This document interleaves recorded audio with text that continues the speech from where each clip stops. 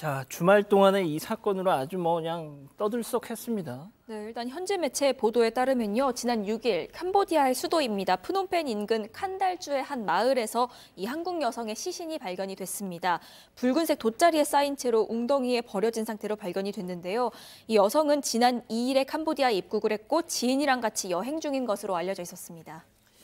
자, 용의자가 붙잡혔습니까? 네, 바로 금방 붙잡혔습니다. 6일 날 이 피해 여성의 시신이 발견되고 나서 피해 여성의 시신을 감싸고 있던 천에 대한 지문 감식을 했고 거기에서 30대 중국인 부부의 신원을 특정을 했습니다.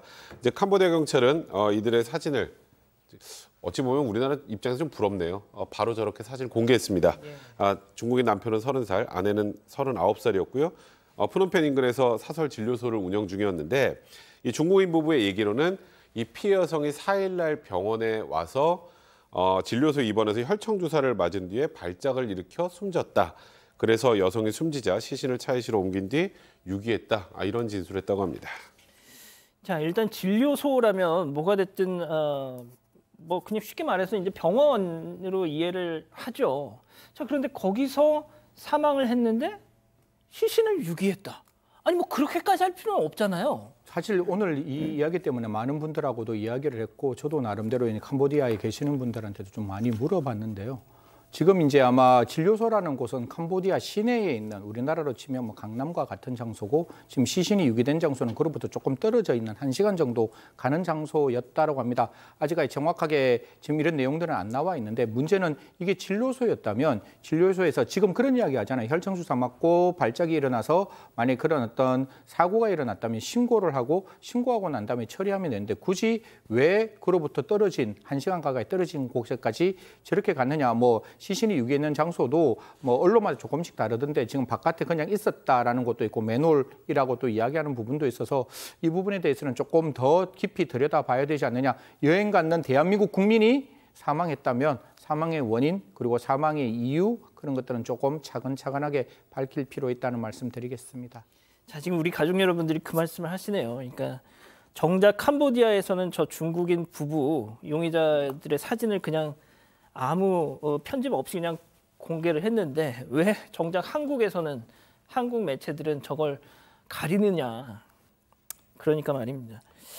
자, 시신이 발견됐을 당시만 해도 그 숨진 여성의 신원이 밝혀지지 않았었는데 결국 지난 주말에 알려졌습니다, 소장님. 네, 그렇습니다. 맨 처음에는 이제 그냥 뭐 캄보디아를 여행 중이던 인터넷 방송 진행자다 정도만 밝혀졌는데요. 지금 이제 현지 언론에서 나이하고 실명이 다 나왔습니다. 그러니까 33세의 한국인 여성 변아영 씨라고 밝혔고요.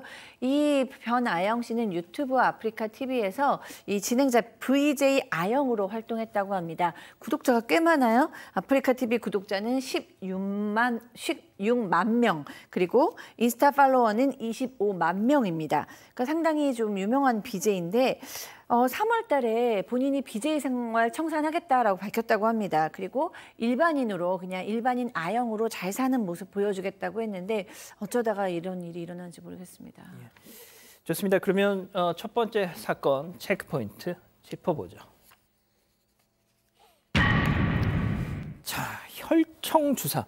자, 그러니까 이 체포된 중국인 부부 용의자 이 사람들은 일단 이 변아영 씨가 혈청 주사를 맞고 사망했다. 자, 일단 혈청 주사를 좀 설명 좀 해주세요. 저도 이 부분이 제일 이해가 되지 않아서 주위에 있는 의료인들한테 오늘 오기 전까지도 직접 전화를 해봤는데 혈청 주사라는 게 이런 겁니다. 쉽게 말해 제가 파상풍에 걸리거나 디프테리아가 걸리면 저한테 항체가 필요하잖아요. 그럼 그 면역 항체를 굉장히 크게 만들어 가지고 그거를 그 피해자에게 이렇게 저 병에 걸린 사람에게 주사를 하는 건데 사실 지금 뭐 우리가 알고 있는 이분은 2일 날 여행을 갔고 여행 가고 난 다음에 이틀 후에 그 병원에 가서 이 혈청 주사를 맞았다는 건데 그러면 가기 전부터 이 병원에 가려고 예약을 했던 건지 아니면 가고 난 다음 몸이 너무 안 좋아서 그렇게 혈청 주사가 필요했다는 건지 그러면 거기에 관련된 혈청 주사를 하기 위한 과연 그 병명은 무엇인지 이런 부분들이 조금 더 확인돼야 되고 이거는 그 중국인 병원에서 주장하는 겁니다. 혈청 주사를 맞고 발작을 일으켰다라고 하는 거는 그들의 주장이니까요. 왜 이렇게 됐는지는 저는 쉽게 좀 이렇게 확인될 수 있는 부분이 아니냐. 그 피해자의 포렌식이라든가 병원의 그 진료 교육을 보면 알 수 있을 것 같습니다. 자, 뭐 그 중국인 부부의 주장대로라면 일단 의료 사고로 사망했어요. 자기들도 깜짝 놀라가지고 이거 어떻게 하죠? 어떻게 하지? 하다가 그냥 이렇게 담요에 싸서 유기를 했다 치죠. 자, 그런데 중국인들 캄보디아 현지 중국인들이 사용하는 캄보디아 싱글 네트워크라는 어떤 그런 커뮤니티에 게시된 글에는 이 변 씨의 시신 발견됐을 때의 시신의 상태를 봤더니 폭행의 흔적이 있었다. 네, 맞습니다. 현지 중국인 커뮤니티에서 얘기가 나오기 시작해서 현지 언론 보도까지 된 내용인데요. 당시 피해자의 얼굴이 일그러져 있었고 목에는 골절이 있었다. 그리고 몸에는 멍이 들어 있었다. 이런 내용입니다. 그렇다 보니까 이 중국인 의사 부부가 폭행으로 숨진 이 변 씨의 사인을 속이기 위해서 뒤늦게 혈청 주사를 놓은 게 아니냐. 이런 추측까지도 나오고 있는 상황입니다. 자, 일단 뭐 캄보디아의 의료 시설 만약 뭐 우리와 비교하면 많이 열악하겠죠. 특히나 이제 얼마 전에 그 방송인 서세원 씨가 또 의료 사고로 추정되는 그런 캄보디아 현지에서 또 갑자기 사망하는 일도 있었는데 그 사건이 그 사고가 다시 소환되고 있습니다. 이번 사건으로. 뭐 저는 분명히 이 부분에 대해서 좀 들여다봐야 되는 부분이 분명히 있다라고 생각합니다. 물론 유족의 입장이 저는 굉장히 중요하다고 생각합니다. 유족께서는 부검을 원하지 않는다 이런 언론 매체의 보도가 나오던데요. 분명히 사람이 억울하게 사망했으면 저는 그 사망의 원인을 찾아야 된다는 사람입니다. 부검이라는 것은 세 가지를 위해서 하는 거예요. 누가 죽었는지, 어떻게 죽었는지, 언제 죽었는지를 확인하는 거고 이게 정말 의료사고로 이렇게 사망을 했다면 사망이 그렇게 낮다라는 걸 우리는 확인해야 되는 거겠죠. 그게 아니라면 분명히 그 가해자를 찾아야 되는 부분이 있기 때문에 유족의 입장에선 다시 한번 이 부분을 좀 고민해 주셨으면 한다는 게 저 조심스러운 개인적인 입장이고 그와 또 관련된 여러 가지 어떤 문제가 있을 때 우리나라 영사관이 조금 적극적으로 도움을 주셨으면 하는 마음입니다. 자, 우리 외교 채널도 지금 뭐 바쁘다면서요. 네, 맞습니다. 일단 뭐 그 수사 결과 등을 공조한다고 했지만 지금 그게 아직 쉽지는 않은 상황 같습니다.